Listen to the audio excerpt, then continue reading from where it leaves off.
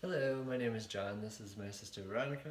We're both 200-hour trained yoga instructors, and today we're going to be breaking down a Sun Salutation A. So the simplest Sun Salutation and every chaturanga possibility that you can use as well. You will see these a lot throughout our yoga videos, so this is a good place to start.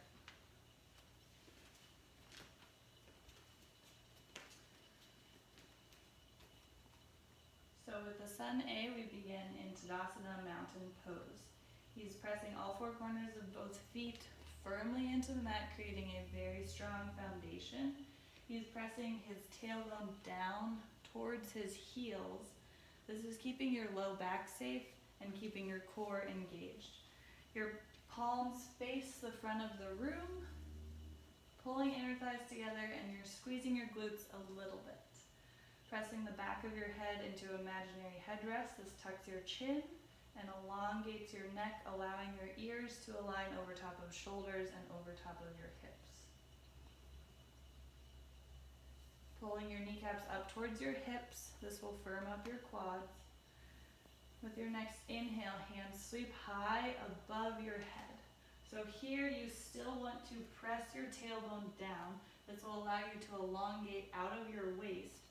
He's wrapping his armpits in towards one another, his triceps in towards each other, and actively pressing his palms together as he gazes up at his thumbs. This takes and cultivates a lot of strength. He's pulling inner thighs together and wrapping all of these muscles forward. With an exhale, he's going to forward fold, pulling his hands forward as he bends his knees if you need to, and his chest is flat as he lowers down. He's pressing his palms into the mat. This is creating a coiling and a strengthening action in your core. He's pressing tailbone up and trying to wrap firmly in as he presses palms and feet down into the mat. Inhale, you unroll your spine and chin into a halfway lift, planting your hands out in front of your feet. His spine is long and flat. You try to take the wrinkles out of the back of your head.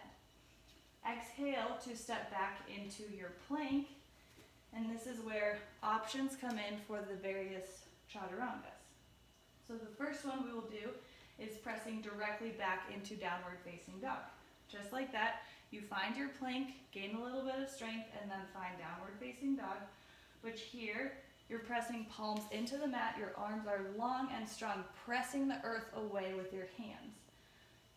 Same as when we were standing, wrapping armpits in towards each other, eyes of your elbows in towards each other, spreading the space between your shoulder blades. Hips are up. He's spreading inner thighs backwards and outer hips back as well as he presses heels down. Gazing at your navel, this is a strength building posture as well. So that is the first option of a chaturanga. Second option will be coming from high plank as well. This time you lower down onto your knees, and then you bring your chest and your chin to the mat as well. It's called knees, chest, chin. So your rear end sticks up into the air, and this really is great for the back of your feet, the base of your feet. Stretches those muscles that we don't stretch very much if you keep your toes curled under and you press heels backwards. So he's going to curl his tailbone towards his heels. That lifts his rib cage and ripples forward, leading with the back of his head. He finds a cobra upward facing dog version. And then with an exhale, he'll press his tailbone up and find downward facing dog. That is option 2. Option 3, again, starting from high plank, lowering down to your knees, and then taking this version of chaturanga from your knees. Keeping elbows in, lowering your chest all the way down to the mat. He flips the top of his feet down towards the mat, presses them actively down so that his kneecaps lift up off of the mat. His tailbone's pointing towards his heels. His hands are directly underneath his shoulders. With an inhale, he's going to lift his chest, leading with the back of his head again, and looking at the top of your nose, the tip of your nose. This is going to keep the back of your neck safe. With an exhale, releasing his chest down, tucking his toes under again, and pressing up into tabletop on your hands and knees. Then tailbone goes up towards the ceiling to finish in downward facing dog. The next option also comes from high plank, and this is the fullest expression of chaturanga.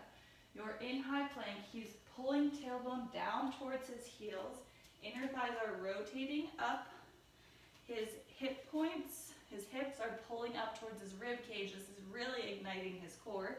He's pressing up here instead of collapsing, and he's gazing slightly out in front of his mat. You can see that also his shoulders are over top of his wrists. With an exhale, he will lower down to 90 degrees, keeping his elbows tucked by his sides. Inhale, upward facing dog. Pressing hands into the mat, you have a micro bend in your elbows to keep them safe. He's opening his collarbones and also gazing off of the tip of his nose. Pressing tops of the feet into the mat. Only the tops of your feet and your hands are touching.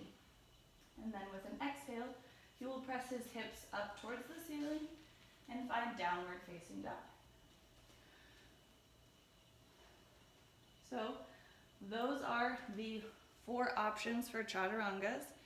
And then with an exhale, you press all of your air out, bend your knees, and travel to the top of your space. Inhale, halfway lift. Exhale, forward fold, pressing into the earth. Inhale, your hands reach high above your head, gazing at your thumbs, pressing palms. Exhale, Tadasana. And that is your Sun A.